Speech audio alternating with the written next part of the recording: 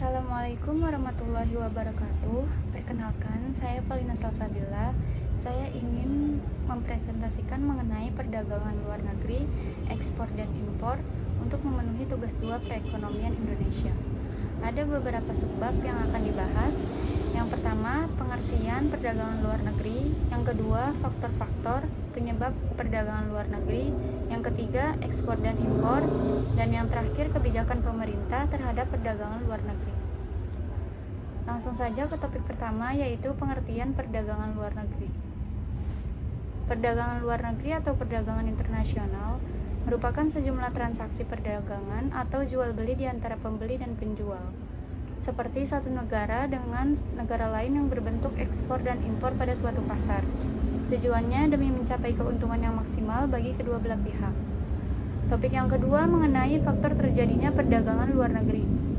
Ada 4 faktor. Yang pertama, perbedaan sumber daya alam. Artinya setiap negara memiliki kekayaan alam yang unik, sehingga negara-negara saling bergantung satu sama lain untuk memenuhi kebutuhan sumber daya. Contohnya, Indonesia kaya akan minyak bumi, sedangkan Jepang mengimpor minyak untuk memenuhi kebutuhan energinya. Yang kedua, perbedaan teknologi. Artinya tingkat kemajuan teknologi antar negara sangat bervariasi. Negara maju cenderung mengekspor produk berteknologi tinggi, sementara negara berkembang mengimpornya untuk meningkatkan produktivitas. Lalu faktor yang ketiga yaitu perbedaan kebutuhan nasional. Artinya kebutuhan dasar dan preferensi masyarakat di setiap negara berbeda-beda. Contohnya negara-negara Arab sangat membutuhkan gandum, sedangkan Indonesia lebih banyak mengkonsumsi beras. Lalu faktor yang keempat, perbedaan selera masyarakat. Artinya selera konsumen terhadap produk juga bervariasi. Produk yang populer di satu negara belum tentu disukai di negara lain. Contohnya, makanan cepat saji sangat populer di Amerika Serikat, sedangkan makanan tradisional lebih digemari di Indonesia. Topik selanjutnya mengenai ekspor dan impor. Apa itu ekspor dan impor? Ekspor adalah kegiatan mengirimkan barang atau jasa dari suatu negara ke negara lain.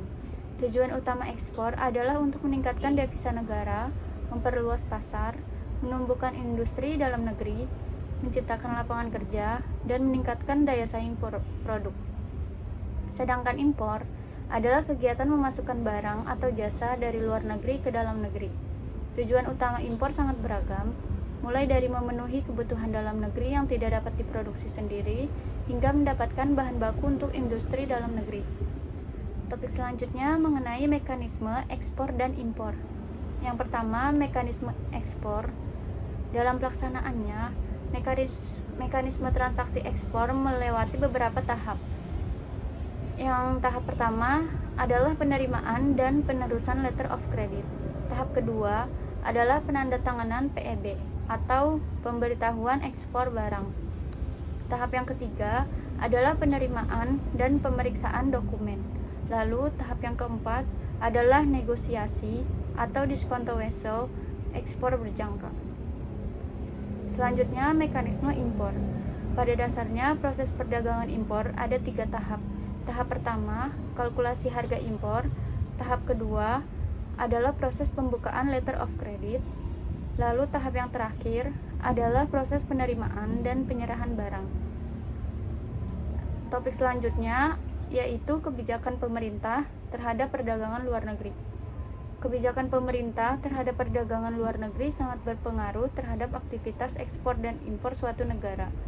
Kebijakan ini bisa berupa tarif, yaitu pajak yang dikenakan pada barang impor, lalu kuota, yaitu pembatasan jumlah barang yang boleh diimpor, atau subsidi, yaitu bantuan pemerintah kepada produsen dalam negeri. Namun, kebijakan yang terlalu protektif dapat menghambat persaingan dan inovasi, sehingga perlu diimbangi dengan upaya untuk membuka pasar dan meningkatkan daya saing produk dalam negeri. Berikut kesimpulan dari materi yang saya jelaskan, yaitu perdagangan luar negeri adalah transaksi antar negara berupa ekspor dan impor untuk memenuhi kebutuhan dan meningkatkan keuntungan bersama. Faktor pendorongnya meliputi sumber daya, kebutuhan nasional, teknologi, dan selera masyarakat yang beragam. Aktivitas ini mendukung devisa, industri, dan lapangan kerja. Kebijakan pemerintah seperti tarif, kuota, dan subsidi sangat berpengaruh, namun harus seimbang agar tidak menghambat inovasi, persaingan, dan daya saing produk dalam negeri. Sekian pemaparan materi dari saya, kurang lebihnya mohon maaf. Wassalamualaikum warahmatullahi wabarakatuh.